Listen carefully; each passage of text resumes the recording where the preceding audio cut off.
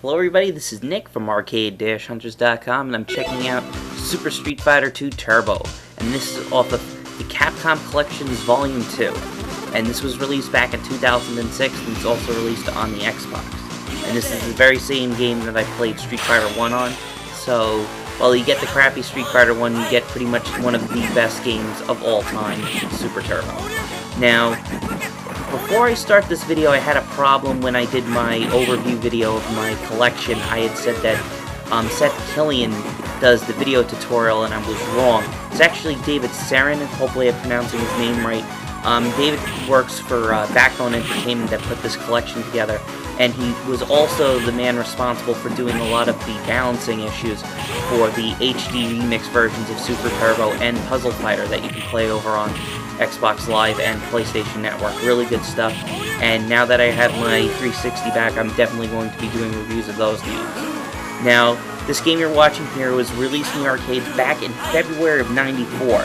And from when I remembered that when this game came out, it wasn't well received in my arcade. It was kind of weird because as much as everybody loves Super Turbo and they talk about how great of a game it is, how balanced it is, and, you know, just overall how fun it is, my arcade was pretty much like a Mortal Kombat arcade. I mean, it was the one big arcade. It was actually called the Spaceplex. You can pretty much look it up online. There might be some information on it, other than the unfortunate Katie Beers incident, but that's a whole nother story altogether. But when this game came out, I remember it being in one of the giant Capcom, like the big 24-inch, 32-inch monitors, big blue machine, and just seeing it for the first time with the picture of Akuma, like it just sees taunting you like you were gonna, you know, face off against this ultimate final boss, and no one played it. I was the only person in the arcade. He said, you know what, you know, I'm kind of sick of Mortal Kombat. I want to play some Street Fighter, and I loved it. I thought it was really good, and it wasn't until later that I saw about how really well received and well loved this game was. I mean, even, you know, when we go to Chinatown Fair, the game is always have a ton of people playing on it.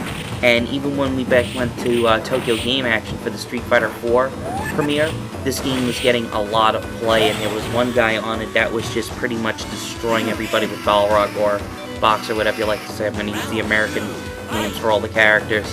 And speaking of American names for the characters, Akuma is pretty weird the way he got his name. In the Japanese version, his name is Goki. And for some reason, when they were going to bring the game over to America, the guy thought that, hey, you know, that doesn't really sound like an evil character's name. So he had heard in the Japanese newspaper that a family had wanted to name their kid Akuma, which pretty much means demon or evil. I'm pretty sure it's demon. And the Japanese government actually has a naming board, and they said no. So he heard that, and he just said, hey, how about calling him Akuma? So that's how we got him over here called Akuma.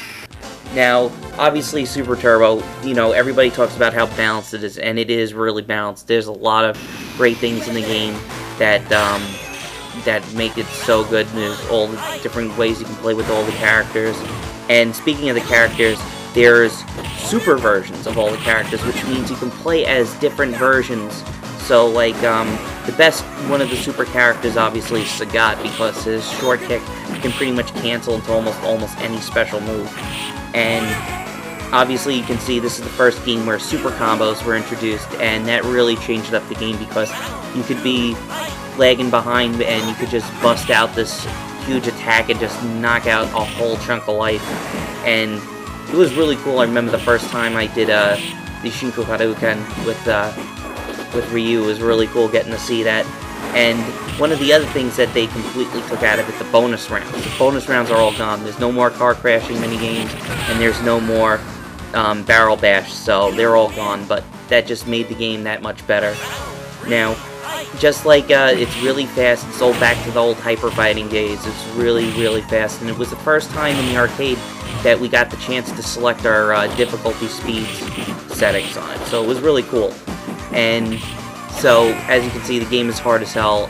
I got the crap kicked out of me by Ken doing a flowchart, so thank you very much for watching it, and we'll have another review for you soon. Thanks for watching.